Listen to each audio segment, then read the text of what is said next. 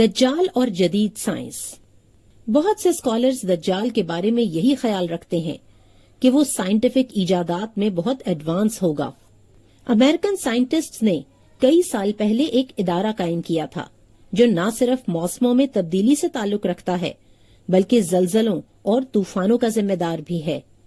اس project کا نام HAARP ہے. اس کے ذریعے سے وہ آرٹیفیشل رینز یعنی مصنوعی بارشیں برسانے میں کامیاب ہو چکے ہیں، اور اسی طرح سے دجال جہاں چاہے گا بارش برسائے گا اور جہاں چاہے گا قحط سالی کر دے گا. اسی طرح ہم یہ جانتے ہیں کہ دجال کا زمین پر پہلا دن 1 سال کے برابر ہوگا، یعنی وہ سائنسی اعتبار سے اس قدر ایڈوانس ہوگا کہ زمین کی روٹیشن یا اس کی موومنٹ کو سلو کر دے گا، اور اس پر بہت سے تجربات ہو چکے ہیں. دجال جس قوم کے بادشاہ کے طور پر آئے گا یعنی کہ یہود، وہ اس کے آنے کے لیے ہر قسم کی تیاری کر رہے ہیں. زمین صرف وہاں فصل اگائے گی جہاں دجال چاہے گا.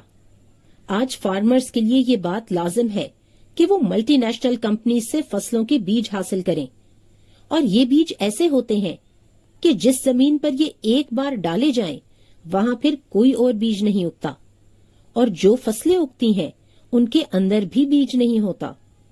یعنی ہر صورت میں ان کمپنیز سے بیج لینا پڑتا ہے. آپ سوچئے کہ کیا ہوگا جب ان یہودی کمپنیز کا اصل مالک دجال آ جائے گا. پھر بیج صرف اسی کو ملے گا جو دجال کو رب مانے گا، اور باقی لوگ قحط کا شکار ہوں گے. اگر ہم اپنے روزمرہ کے کھانے پر نظر ڈالیں تو اس میں نیچرل فوڈ بہت کم ہو گیا ہے. ہم مختلف کمپنیز کی پروڈکٹس کے عادی ہوتے جا رہے ہیں. اگر یہ پروڈکٹس ہم پر بند کر دی جائیں تو کیا ہم سروائیو کر سکیں گے؟